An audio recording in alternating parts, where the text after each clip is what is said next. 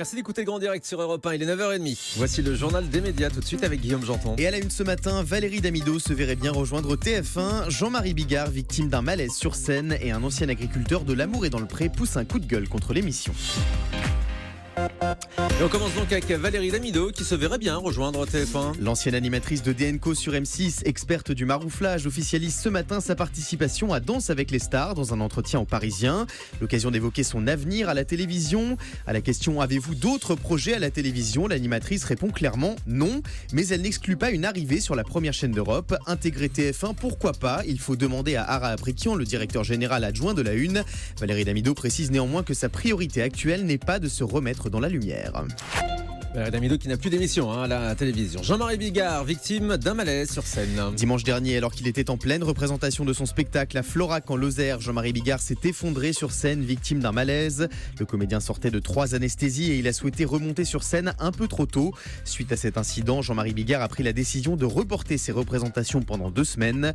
Dans un message publié hier sur sa page Facebook, l'humoriste de 62 ans a tenu à rassurer ses fans avec humour. Quand un Bigard tombe, c'est pour mieux remonter. C'est qui va pas trop mal. Alors, un ancien agriculteur de L'Amour est dans le pré pousse un coup de gueule contre l'émission d'M6. L'Amour est dans le pré permet aux fermiers de trouver l'âme sœur, mais pas seulement. Cette semaine, le magazine Téléstar s'intéresse à l'impact de l'émission sur le business des agriculteurs. Et si elle a fait les affaires de certains, ce n'est pas le cas pour tout le monde. Patrice, l'apiculteur de la saison 7, se dit extrêmement déçu des retombées de l'émission d'un point de vue professionnel. Il explique que sa clientèle haut de gamme a trouvé le programme ringard.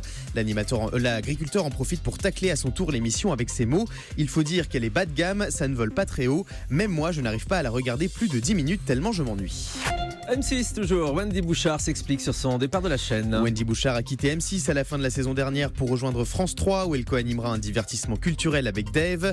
Dans un entretien accordé à TV Mag, la journaliste évoque son départ d'M6. Un départ pas très bien vécu par la chaîne selon Wendy Bouchard. Elle explique qu'une chaîne peut se débarrasser de quelqu'un du jour au lendemain, mais en revanche, quand on prend une décision, c'est toujours mal vécu.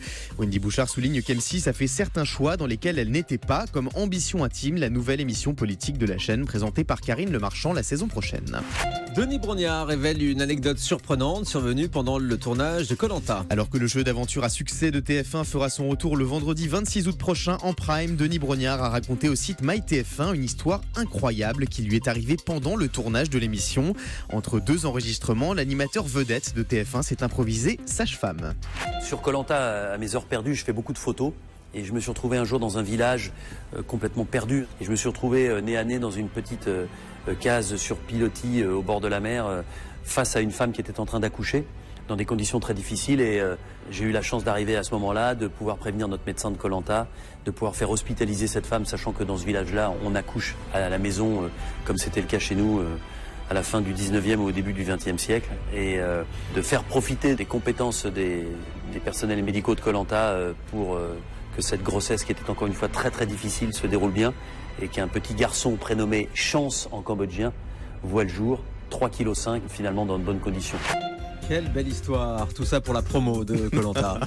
Paris Première va consacrer une soirée spéciale à Danny Boone. Le vendredi 2 septembre prochain, la chaîne payante de la TNT diffusera 3 one-man shows de l'humoriste ch'ti le plus connu de France. De 20h45 à 2h du matin, les fans de Danny Boone pourront se délecter des spectacles Waika en parfait état et je vais bien, tout va bien. Le célèbre talk show américain The Late Late Show débarque en France sur MCM. Le célèbre animateur britannique James Corden, connu notamment pour faire chanter les plus grandes stars en voiture, débarque sur MCM à la rentrée avec une version sous-titrée de son Late Show délirant. À compter du 6 septembre, les téléspectateurs de la chaîne musicale pourront découvrir l'émission de CBS au lendemain de sa diffusion aux États-Unis. Comme son nom l'indique, le Late Late Show sera diffusé très tard, même en France, du lundi au vendredi à 23h30 sur MCM. Bonne idée. Allez, on termine avec le chiffre du jour. 77,8 millions, c'est le nombre d'abonnés au compte Instagram du chanteur Justin Bieber. Un compte que la superstar américaine a menacé de fermer ces derniers jours suite à une vague d'insultes des internautes à l'encontre de Sofia Richie, la fille de Lionel Richie, dont Justin Bieber semble très proche. Ce matin, Thomas, le compte Instagram de Justin Bieber a été désactivé. Non, on peut plus voir ses photos un peu dénudées alors. Oh, elles sont sur Twitter encore. Il est spécialiste, Justin Bieber, des photos nues. C'est chaud dans ce studio, on se calme un peu. Oui, bien sûr qu'il est spécialiste. Pour moi, c'est plus pour être mon petit-fils. C'est petit-fils carrément. Au moins mon fils. Merci beaucoup Guillaume Janton.